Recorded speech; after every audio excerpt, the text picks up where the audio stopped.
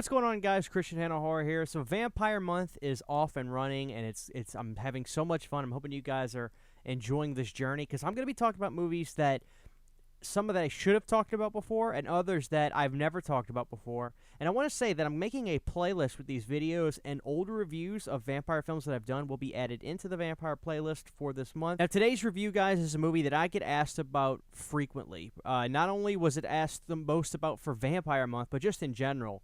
We're talking about probably one of the most underrated movies in existence. Today we're talking about Kathryn Bigelow's 1987 sleeper. Near Dark is literally one of the best vampire movies I've ever watched. If you're like me, you know, when you got into horror, especially getting into the 80s horror, two films immediately come to mind: Lost Boys and Fright Night. They're two juggernaut films that have massive fan bases. But Near Dark would be a movie that I would quietly hear a rumbling of every so often, but it was never even enough for me to really give it any thought until finally I would see people say, you need to see Near Dark. I'll never forget, I did a top 10 vampire movies or basically 10 vampire films I loved, and somebody said, it's criminal that you don't have Near Dark on here. And I said, you caught me with my pants down. I haven't seen it.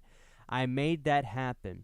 And to my utter surprise, I think that this film is amazing and as good, if not better, than films like Fright Night. So let's get into a small plot synopsis of Near Dark. So Near Dark starts out with a good old country boy. He's trying to pick up women in this little club. And all of a sudden, this nice little drifter girl named May shows up and bites him right on the neck. And she starts that transformation for him. Well, the next day, he starts to see that his skin is burning from the sun. So when May abducts him and brings him into this van full of renegades, he learns that this is a group of old vampires that have been around for a long time. Now let's talk about some of the vampires in here. I'll pull up a picture of them right now, and you'll notice right away two of the greatest guys ever in horror movies, period.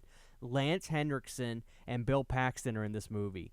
And when I say that Bill Paxton is the greatest vampire ever, he's certainly up there with Christopher Lee and others. I mean, he kills it in this movie. Throughout the movie, you're going to see this love struggle between these two with this renegade group who don't want to bring him in because they don't trust him. They don't think he's going to actually take to killing and sucking the blood of his prey. And that is the struggle between love and survival that you'll see in this movie. I love the themes that Kathryn Bigelow has in Near Dark, and it is ever present in this film. She did an amazing job. It's a shame that this film is a sleeper still. Just hit Shudder, which is great, but I am so glad that this film is getting some fruition now. It deserves it. One of the greatest scenes ever in a movie, and I'm just going to jump right into it, is the barroom scene, where the renegade vampires take over this barroom, and Bill Paxton goes and just decimates bodies in a loving fashion. He's enjoying every minute of it. These are vampires that enjoy what they do. Lance Henriksen is the suave, quiet leader who just kind of looks around, makes calls, and observes everything, while Bill Paxton is the one that just goes nuts. It's a great dichotomy between those two. With Lance Henriksen, even though he's more of the subdued one, he has that leadership role that he portrays really well in this movie. I love Lance Henriksen as the lead vampire in Near Dark. This film really feels like a Devil's Rejects film in a sense, because it's kind of like a road picture. They're up, they're moving around, they're in the van, they're avoiding sunlight, they're hitting hotel rooms, shutting the blinds, blacking out the van, you name it, they do it. It's just a great film. I mean, it really is a shame that this film got buried and just sandwiched between, two juggernauts like Fright Night and Lost Boys. And I'm not really saying that they're to blame, because quite frankly, I can't make that claim or distinction. I wasn't there at the time. But I just know that when you look online, you're going to see people mention Lost Boys and Fright Night probably 10 to 1 before you hear a Near Dark.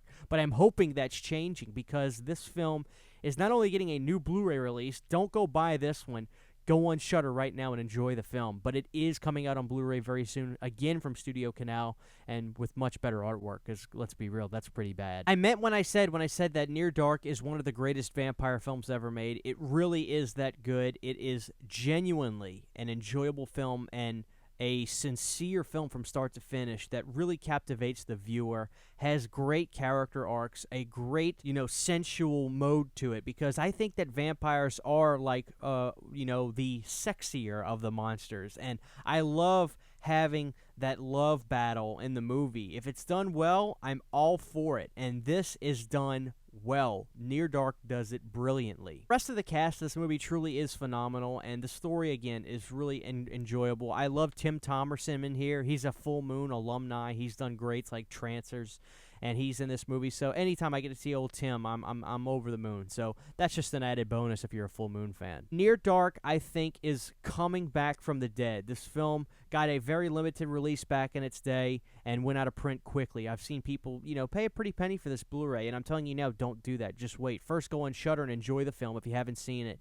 It is up there. Catherine Bigelow is extremely talented.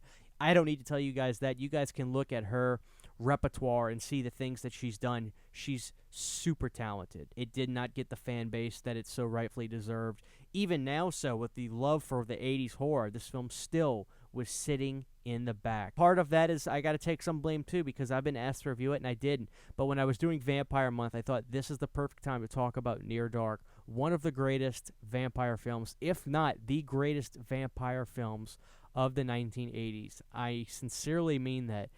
Some of you could watch it and say, I still think it's Fright Night, or others might say Lost Boys, or others that we'll talk about throughout the month of Vampire Month. But I am here today to say that I think that the greatest vampire film of the 1980s is Catherine Bigelow's Near Dark, a film that pushes boundaries, has insane bloody effects, has great stories, great characters, and an overall great viewing experience. So if you haven't seen Near Dark, I really think now is the time. Please take this dive with Vampire Month with me. I assure you guys, you're going to get some great viewing experiences out of this month. I'm so thrilled to be doing Vampire Month. I never want it to end, but I figured we could save Near Dark for the end, or we could just go ahead and get it out there and let people know about this film. So Near Dark, if you've seen it, please let me know your thoughts on the film. If you haven't seen it, I implore you to let me know if you're going to go on Shudder and check it out. I guarantee you won't be disappointed. For now, this is Christian Hannah Horror saying thank you guys for watching this video. Let's continue Vampire Month in style. You guys are not going to believe some of the greats that we're going to go into, films that I have never talked about before.